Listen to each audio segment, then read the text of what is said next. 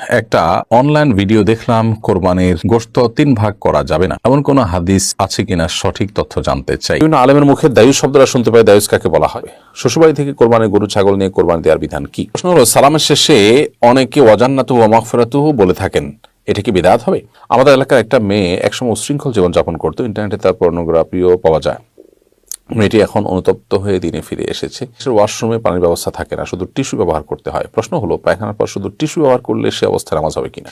ঈদের দিন উচ্চস্বরে গান বাজিয়ে মানুষকে উত্ত্যক্ত বেহায়াপনা করা হয়, এ বিষয়ে আমাদের করণীয় কি? তাহলে চলুন, আপনাদের যে সমস্ত প্রশ্ন ইতিমধ্যে আমাদের কাছে চলে এসেছে সেগুলোর উত্তর দেওয়ার ফলে আমরা প্রবেশ করি। এরপর প্রশ্ন হলো, বিভিন্ন আলেমের মুখে দায়ুস শব্দটা শুনতে পাই। দায়ুস কাকে বলা হয়? দায়ুস বলা হয় আল্লাযী ইউকিরু ফি আহলি আল খাবাস, যে তার পরিবারের মধ্যে নোংরামি অশ্লীলতাকে সমর্থন করে অথবা নানাভাবে সে মৌন সমর্থন দেয়, এই ব্যক্তিকে দায়ুস বলা হয়। আর দায়ুস জান্নাতে প্রবেশ করবে না, বিধায় এই দায়ুসী কর্মকাণ্ড থেকে আমাদেরকে বেঁচে থাকতে হবে। শ্বশুরবাড়ি থেকে কোরবানির গরু ছাগল নিয়ে কোরবানি দেওয়ার বিধান কি? শ্বশুরবাড়ি থেকে ছেলেরা যদি শ্বশুরবাড়ি থেকে কোরবানির গরু ছাগল ইত্যাদি ডিমান্ড করেন এবং সেটা চেয়ে নেন কোরবানি দেওয়ার জন্য, তাহলে সেটা কোরবানি হবে না, এটা চাঁদাবাজি হবে এবং এর ফলে সওয়াব তো দূরের কথা, উল্টা বরং গুনাহ হবে। আর যদি কোনো শ্বশুরবাড়িতে তাদের অঢেল আছে, তারা জামাইকে পাঠিয়েছেন, কিংবা আপনার ছেলের আপনার বাবার বাড়ি থেকে মেয়ের বাবার বাড়িতে পাঠানো হয়েছে এবং সেটা একান্তই তাদের নিজেদের আপনার কি বলে এটাকে, নিজেদের থেকে তাদের অঢেল আছে, তাহলে সেটা কোরবানি করলে জায়েজ হবে, যেহেতু এখানে চেয়ে নেওয়া হয়নি। কিন্তু এই প্রথাটা বন্ধ হওয়া উচিত যে বিশেষ করে মেয়ের বাবার বাড়ি থেকে পাঠাতে হবে। থাকুক মেয়ের বাবার বাড়ির অনেক, তাহলে পাঠাইতে হবে কেন? ছেলের বাবার বাড়ি থেকে বরং বেশি পাঠানো উচিত। কারণ আমি এর আগে বিভিন্ন সময় বলেছি, বিয়ের মাধ্যমে একটা মেয়েকে একটা মেয়েকে তুলে দেওয়া হয়েছে ছেলের বাবার বাড়িতে, অতএব মেয়ের বাবাকে অনার করা উচিত নানাভাবে। মেয়ের বাবার বাড়ি থেকে নেওয়ার যে একটা প্রচলন আমাদের সমাজে তৈরি হয়েছে, এটা বন্ধ হওয়া উচিত এবং এই প্রথাটা যদি আমরা বন্ধ করতে না পারি, তাহলে যৌতুক কখনো নির্মূল করা সম্ভব হবে না। অতএব কোরবানির পশু শ্বশুরবাড়ি থেকে চেয়ে নেওয়া তো স্পষ্টত গুনাহ, এটা তো কোরবানি হবে না, এতে গুনাহ হবে। আর যদি আকার ইঙ্গিতে আপনি চান কিংবা চাইলেন না, আপনি সামাজিক প্রথার অংশ হিসাবে পেলেন, তাহলে সেটাও অ্যাভয়েড করা উচিত। বিনয়ের সাথে ফিরিয়ে দেওয়ার মতো ইমানি শক্তি আমাদের থাকতে হবে। এরপর প্রশ্ন হলো, সালামের শেষে অনেকে ওয়াজান্নাতুহু ওয়া মাগফিরাতুহু বলে থাকেন, এটা কি বিদআত হবে?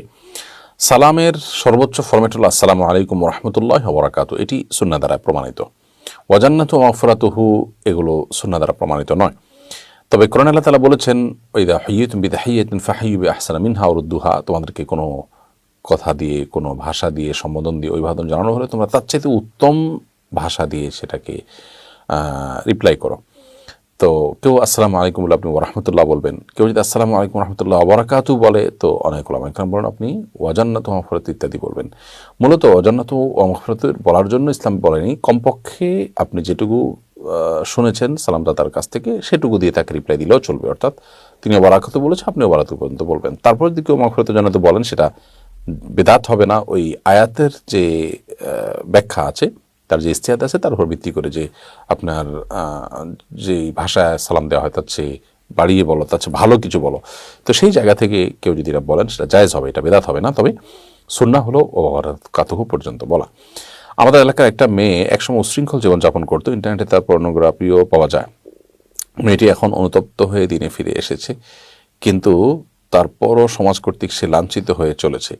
বর্তমানে মানসিকভাবে সে খুব অসহায়। আশ্রয় দেওয়ার জন্য তাকে আমি বিয়ে করতে চাচ্ছি। আমার সিদ্ধান্তটি কেমন হবে, নাকি অন্য কোনো দিনদার মেয়ে বিয়ে করবো? আপনার পরামর্শ চাই।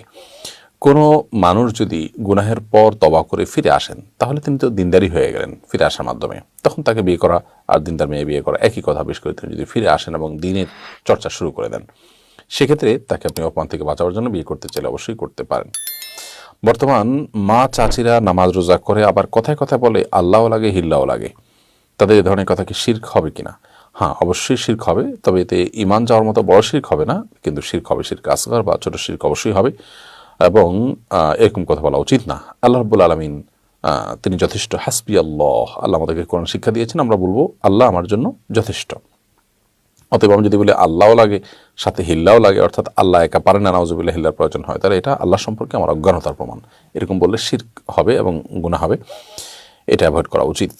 অনেক দেশের ওয়াশরুমে পানির ব্যবস্থা থাকে না, শুধু টিস্যু ব্যবহার করতে হয়। প্রশ্ন হলো, পায়খানার পর শুধু টিস্যু ব্যবহার করলে সে অবস্থায় নামাজ হবে কিনা? যে সমস্ত দেশে এরকম আছে, পৃথিবীর অনেক দেশেই আছে যে টয়লেটে পানির ব্যবস্থা থাকে না, সেখানে টিস্যু ব্যবহার করলে টিস্যু দিয়ে যদি আপনি নাপাকটা দূর করে দিতে পারেন, পরিচ্ছন্ন করে ফেলতে পারেন, আপনার অজু গোসল হয়ে যাবে, সালাত হয়ে যাবে, কোনো অসুবিধা নেই। তবে যদি আপনি এরপরে পানি ব্যবহার করতে পারেন কোনোভাবে, সেটা অবশ্যই উত্তম হবে। কারণ বিশেষ করে টয়লেটের পর আপনার টিস্যু ইত্যাদি ব্যবহার করার পর পানি ব্যবহার করা, সেটাই হলো সুন্নাহ। কিন্তু যদি পানি ব্যবহার না করে আপনি টিস্যু দিয়ে পরিষ্কার করে ফেলতে পারেন, আপনার পবিত্রতা অর্জনটা হয়ে যাবে, বিশেষ করে পানি নাই যেখানে। ঈদের দিন উচ্চস্বরে গান বাজিয়ে মানুষকে উত্ত্যক্ত বেহায়াপনা করা হয়, এ বিষয়ে আমাদের করণীয় কি? আমরা প্রায় প্রতি বছর এই বিষয়ে সাবধানতা যেন আমরা অবলম্বন করে সে বিষয়ে আমরা অনুরোধ করে থাকি, আহ্বান করে থাকি এবং সতর্ক করার চেষ্টা করে থাকি। ঈদের দিন উচ্চস্বরে গান বাজানোর যে সংস্কৃতিটা শুরু হয়েছে, এটা দিন দিন ভয়াবহ আকারে বেড়ে চলেছে এবং এটাকে আমাদের থামাতে হবে। প্রত্যেকটা পাড়া মহল্লায় এটাকে থামাবার জন্য উদ্যোগ নেওয়া উচিত। মসজিদগুলো থেকে তরুণরা, মসজিদ কমিটির লোকেরা, অন্যান্য এলাকার গণ্যমান্য লোকেরা এটা থামানোর জন্য আমাদের উদ্যোগ নিতে হবে। প্রথমত এটা মানুষের অধিকারকে নষ্ট করে দেয় এ ধরনের গান বাজনা। বিশেষ করে আজকাল যেটি দেখা যায় যে পিকআপ ভ্যান ভাড়া করে অনেকগুলো উশৃঙ্খল যুবক একসাথে হাই ভলিউমে গান বাজিয়ে বিভিন্ন সড়ক প্রদক্ষিণ করে থাকে এবং তারা বেশ গতিতে গাড়ি ইত্যাদি তারা চালিয়ে থাকে। প্রথমত তাদের নিজেদের নিরাপত্তার ব্যাঘাত ঘটে, প্রায় সময় এর কারণে অ্যাক্সিডেন্ট হয়। যখন উচ্চস্বরে গানের আওয়াজ চলতে থাকে তখন আশপাশ থেকে কোনো গাড়ি যদি হর্ন দিয়ে সাইড নেয় বা আপনার ওভারটেক করে বা কোনোভাবে তাদেরকে দৃষ্টি আকর্ষণ করার চেষ্টা করে, তাহলে ড্রাইভার সাহেব শুনবেন না যে বিকট আওয়াজ চলে সেটার কারণে, যার ফলে সেখানে কিন্তু দুর্ঘটনার আশঙ্কা অনেক বেশি থাকে। তাদের নিজেদের নিরাপত্তার যেরকম প্রশ্ন আছে, এখানে অন্যদের নিরাপত্তার প্রশ্ন আছে। দ্বিতীয়ত, এভাবে বিকট আওয়াজে গোটা এলাকাকে অতিষ্ঠ করে তোলা, হার্টের রোগী আছেন, শিশু আছেন, সবাই তো আপনার এইরকম হাই ভলিউমে গান শোনার জন্য প্রস্তুত হয়ে বসে থাকেনি। বাধ্য করা সবাইকে গান শোনার জন্য এটা অবশ্যই অমানবিক এবং এটা অবশ্যই অন্যায় আচরণ। বিধায় এই অন্যায় আচরণ আমাদের সমাজে এটিকে বন্ধ করতে এবং থামাতে হবে। প্রতিটা এলাকাতেই এটা প্রতিরোধ করার জন্য আমাদের উদ্যোগ নেওয়া উচিত। আইনশৃঙ্খলা রক্ষাকারী ভাইদের সর্বোচ্চ সতর্ক থাকা উচিত। আর এই ধরনের উচ্ছৃঙ্খল যুবকরাই এরাই আগামীর হয়তো সন্ত্রাসী, এদের মধ্যে হয়তো একটা বড় অংশ আগামী দিনের আপনার খুন খারাপি করা, মাদকের দিকে চলে যাওয়া, সেরকম সন্তান তৈরি হবে। কারণ এখান থেকে উচ্ছৃঙ্খলতার শুরু হয় অনেক ক্ষেত্রে। আমি বলছি না যে সবাই সেদিকে চলে যায়, কিন্তু সেদিকে চলে যাওয়ার সম্ভাবনা বা আশঙ্কা অনেক বেশি। এজন্য আমাদের প্রত্যেকের এক্ষেত্রে দায়িত্বশীল আচরণ করা উচিত।